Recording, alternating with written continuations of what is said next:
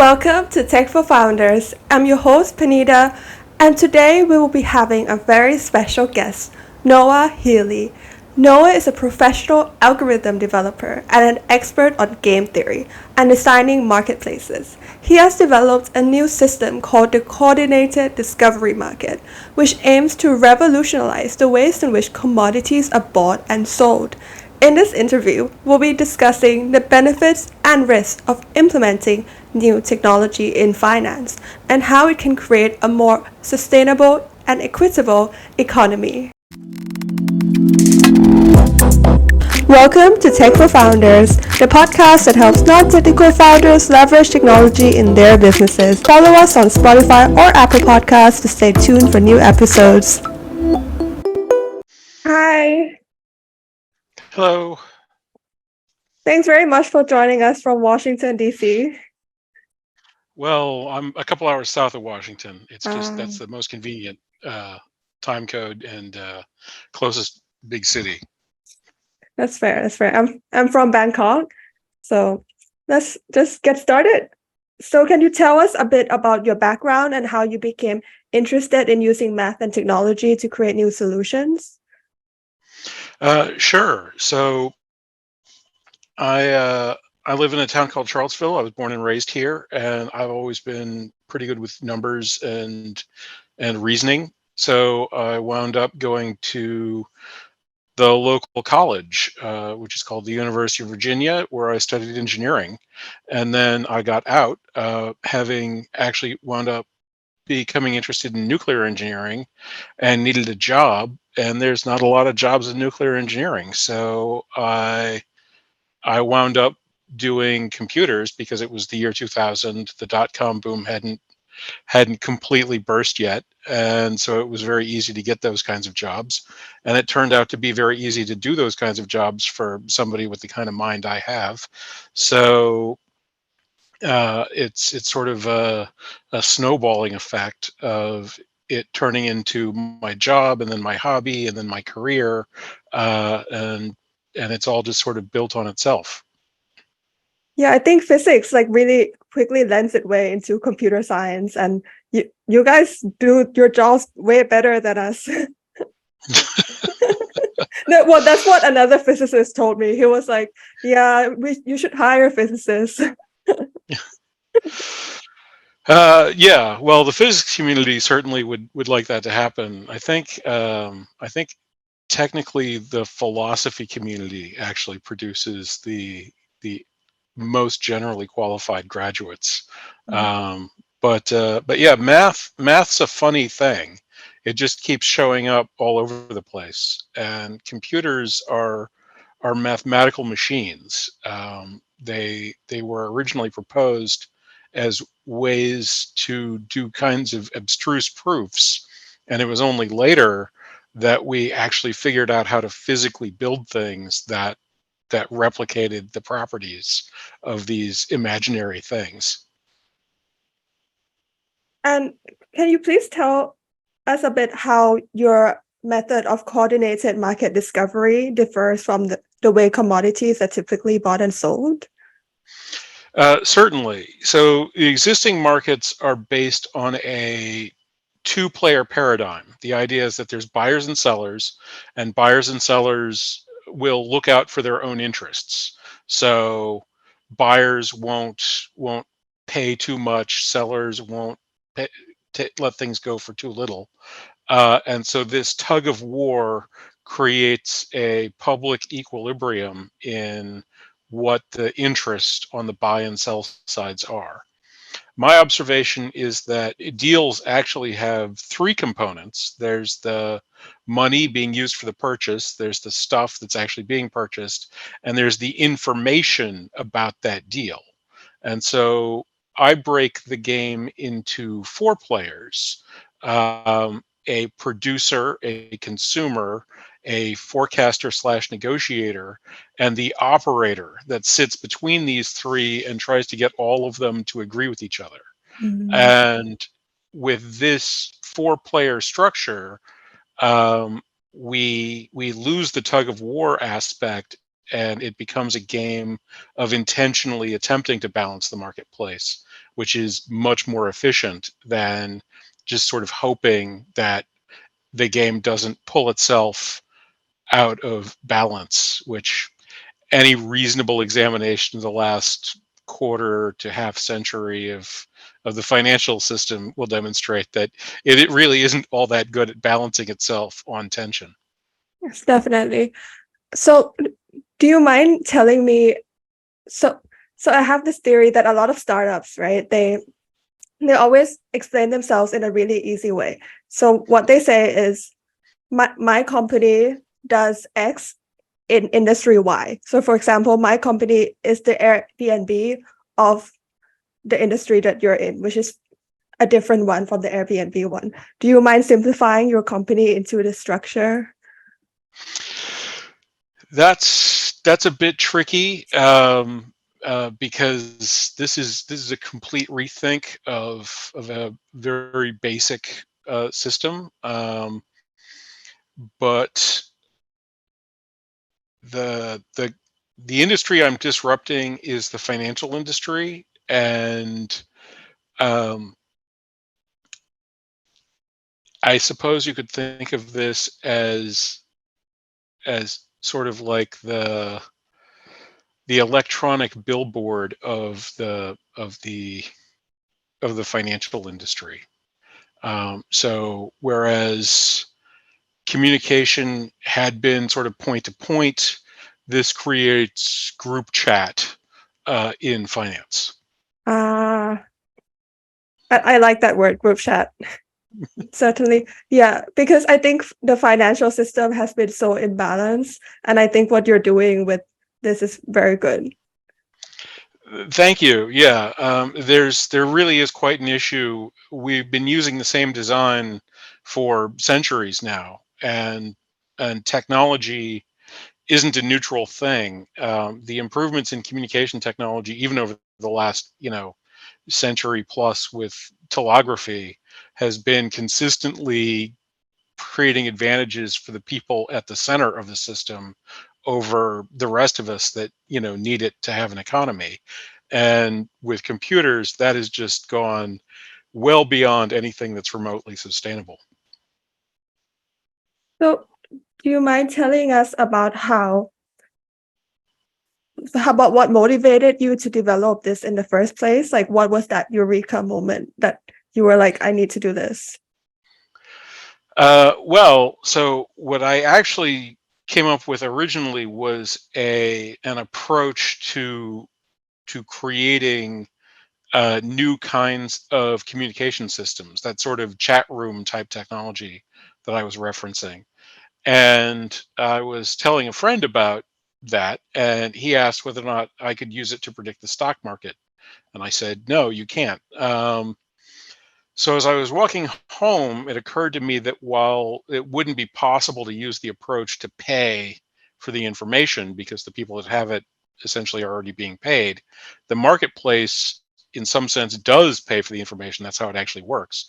And so as essentially a test of the approach, I decided to see if I could come up with a way to make a marketplace out of the approach, um, really with the expectation that at best I could match the performance of the existing market, but that given sort of the reputation of the existing market, demonstrating a matched performance would be highly impressive. It was sort of surprising to me that after I'd gotten the design, written up some code to do performance checking and so on, that it turned out to be pretty wildly superior to the existing marketplace. And that's really where the motivation sets in, because once you've got the better mousetrap, then you have to start selling it. Definitely, because you saw evidence that it was superior to the existing marketplace. And so, what do you think are some of the potential risks or drawbacks of implementing a new technology like coordinated market discovery? Well, the basic risks for any technology is that the world's a big and complicated place, and we can't really see all the ends. So anytime we have an advance, it can have a lot of unforeseen consequences. Um, the sort of trick for us is that we're sort of the technological species, um, and this isn't something that started happening like 3 weeks or 50 years or even 500 years ago. Uh, the thing that human beings have going for them that allows us to live basically everywhere on the planet is the fact that we can look at the world and make tools, and now machines, and now computers, uh, and so you sort of, you have to, you're standing on the battlefield no matter what you're doing, and so you have to take your best shot at what's going on. And one of the things I think that's generally overlooked is that the same sorts of mathematics that lets us examine the technical problems of how to create something also gives us a system for thinking about what its consequences might be as well. And in many cases that's overlooked, but I've at least tried to do some work on that side of things. Mm. Yeah, I think with new technology, it's definitely something that's like quite risky, especially when you but we all have to advance, right? And especially what you say about us being able to talk off on the computer. This is something that's very quite new because computers are quite new as well. And they're Exactly, yeah. yes. Are you familiar with a writer named Larry Niven? No, can you tell me a bit about him? Sure. So Niven's a science fiction author. I would classify him as Silver Age science fiction, although he's been operate for quite some time now. And one of his sort of aphorisms is that technology dictates ethics, because whether something is right or wrong is dependent on whether it's possible or impossible. And Mm, so what technology can so frequently do is open up brand new ethical questions that didn't exist before. And in many cases, the first people that answer those questions answer them quite poorly. And that can create a lot of negative association in society with new technologies. And so that's a kind of thing that I like to try to address if possible. yes, definitely, because I think ethics is something that is unavoidable with implementing new technology. Do you, could you please discuss the ways in which CDM could be used to create a more sustainable and equitable economy?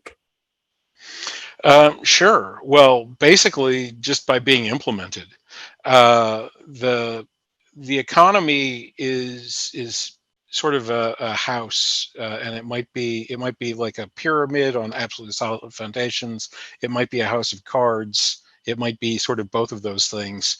It's very much in debate, but at the baseline, there are several dozen products and a few hundred more that could attain the status of sort of raw or relatively undifferentiated materials that can be produced in multiple places around the world and are used literally everywhere. And this goes from building materials like wood and concrete to industrials, like copper and iron and steel, to food, rice and corn and beef and so on. So the we humanity have to actually make this stuff, and we humanity need this stuff in order to sustain our lives and our hobbies. And so coming up with the organizational plan for how much we should work to make them, how much it should cost us to get people to work to make them, is sort of the fundamental problem of economics. And what a coordinated discovery market does is puts that front and center. to create a system where the producers are taking a larger share than they currently do of the consumer dollar. And so what that does is it makes making things more profitable than selling them. And that would get us sort of off the couch and out of like, sales calls and into actually making more stuff. And with that greater wealth, we as a people would be wealthier. I think that's a very good concept, especially because in Thailand, producers they get paid quite little, especially when we're actually a producing country. We produce a lot of rice, and yeah, this would definitely benefit the people. Oh yeah, yeah. Well, it's not uncommon. Even in wealthy countries, I'm talking to some ranchers. The American beef industry used to earn about 61 cents of the dollar spend, like 60-ish years ago. They're down to 39 cents, according to their figures. So somewhere in the last 60-ish years, uh, a third of their revenue has gone missing. And yeah, I mean, think about any business you've ever been in, take a third off the revenue. How rough would that be? Most companies would not survive something like that. Um, and yeah, it's sort of bad all over for the people that make the stuff that we eat and wear and live inside of. Definitely, definitely. And because this is a podcast for non-technical founders, how would you suggest non-technical founders to approach the use of technology in their businesses? Well, in one sense, as we were talking about before, you're on the battlefield whether you want to be or not. And so, uh, even if you're not technical in the sense that you're not an expert in computer science, or not a mechanical engineer, it would behoove you to attain technical mastery of whatever it is that you're actually engaged in. And also, as the generative AIs are now demonstrating, and some of these other technologies that are coming out from mass communication and so on, uh, the impact of the computer world on your business are likely to be significant. And that's in labor savings, communication to allow for broader customer base. That's feedback to allow you to exploit your customer base or employee base in order to not make the mistakes that you're making when running your company. So there's sort of many opportunities in every direction, and if you're not engaged in those things, I think you need to create an exit plan for yourself, because at some point somebody's going to decide to eat your lunch, and there's really not going to be anything you can do about it at that point. So take the opportunity, get educated, find things that can work and make what you're doing better, or at some point you're going to be early retired. Yeah, I really agree with what you said with generative AI, especially since I recently heard someone say that if you haven't figured out how to use generative AI, it's like you don't know how to use email. Like you're still printing out email like back 20 years ago. One of my first jobs, and this would have been about 23 years ago, was writing what we described as the spam cannon. I was working for a company. They had a monthly newsletter. The monthly newsletter had a customization field thing where we could put the individual's name into the newsletter, and then send out a few tens of thousands of emails in less than a day, which the group that was doing it had been doing it by hand, could not do that in less than a day. But by modern standards, that's all utterly ridiculous. With something like a chat GPT, every single email could be customized based not just on a few lines in the database, but a general scheme of what's important that's customized by that particular customer's usage history of the site, which could be stuck in. And modern bandwidth is radically higher than bandwidth in those days. So those emails could be sent out in seconds. Yes, definitely. I have already seen newsletters that I read every day using a bit of generative AI. They're just like, this is written in Shakespeare style just for you. And I'm just like, okay.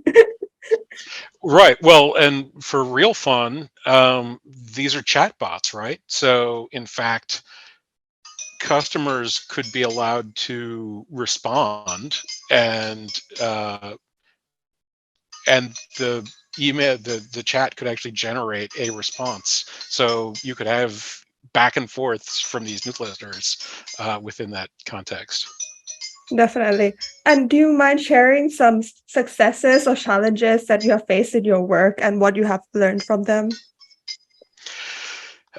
Sure. Well, the biggest challenge that I'm facing is dealing with the patent office, which is basically gone insane. Uh, I've learned a lot about what ordinary patent procedure is supposed to look like, and I've also learned like what happens when it completely breaks down.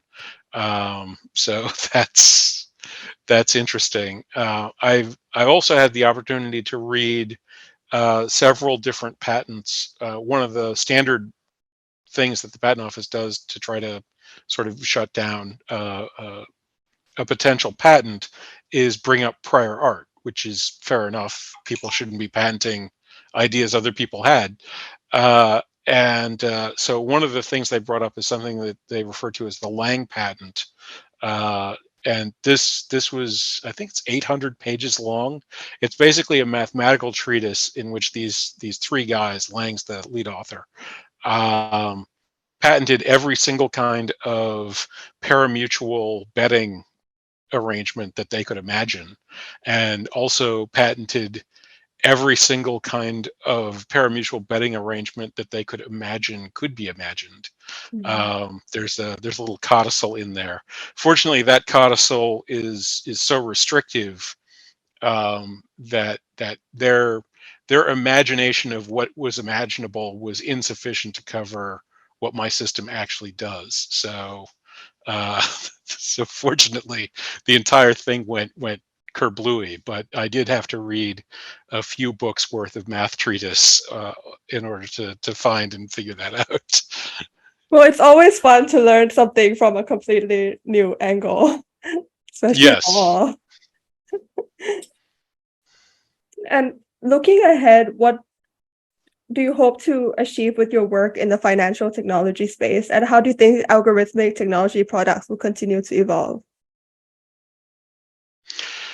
Well, I'd like to actually revolutionize the space. I'd like to have these things set up, demonstrate their value, and grow as customers find that this is providing them a more equitable and stable financial system than the one that we actually have. Uh, was the second part of your question like where technology is going? Where algorithmic technology products would go. Algorithmic technology products. That I think needs to mature extremely rapidly, particularly in light of the generative AI. I was on an ethics and AI panel at a conference a couple of weeks ago, and the thing is, right now, almost all technology exists at a very simple level because, frankly, we're not that smart. Um, like, like we human beings in general, and specifically those of us that are developing new algorithmic technologies, are not some paragon god beings that can see all ends and so on. And so a lot of the existing algorithms are what I call sort of one pass intelligence. Um, they can exploit a situation or a mathematical insight in order to get one step faster, or stronger or better, but they aren't built in a way that's stable to actually being released. So, for example, Google basically took over the world of search using something called PageRank, where they don't actually decide what good and bad websites are. They let all of us decide by looking at the traffic and link patterns of the internet and just agglomerating that and spitting it back out to us. But enter the search engine optimization field, where people now change the geometry of the internet so that websites go higher on the list than they would otherwise under sort of natural behavior. Well, that makes Google's algorithm work worse. And so Google is attempting to sort of behind closed doors recreate the alchemy of their first algorithm, but they didn't have a super bright idea for how to figure out what good and bad websites were. They had a way to present what we thought, and we now think differently because Google exists, and we now think that it's valuable to us to do well inside Google, which is true until the entire system sort of falls into noise and shambles. So we need to develop a higher degree of sophistication, which CDM is hopefully a first step towards, where we create systems that take into account the incentives and desires of their users to make themselves function better, rather than simply taking sort of what happens to be lying around for our own benefit. Definitely. And who would you say is your dream user? So, for example, someone is sitting there and that what are they doing in their daily lives that makes them your dream user? Existing exchange operators are they would have the easiest time implementing. The most expensive part of setting up an exchange is regulatory compliance and customer acquisition, and they've already done both of those things. So they would be able to relatively easily put together a pilot program, uh, have their users try it out, gain great benefits themselves from doing so. And so, yeah, I'm not familiar with the financial systems in Thailand, but I assume, based on what little understanding I do have, that you have some kind of state level exchanges. I would love if they were to set up a rice CDM and see how it works. And overseas, it's open source, so if they decide to do it, more power to them. That very much clarifies who the end user is, and I really hope your patent everything goes very well, and we get to see you revolutionize the field. Thanks so much for Thank you. joining.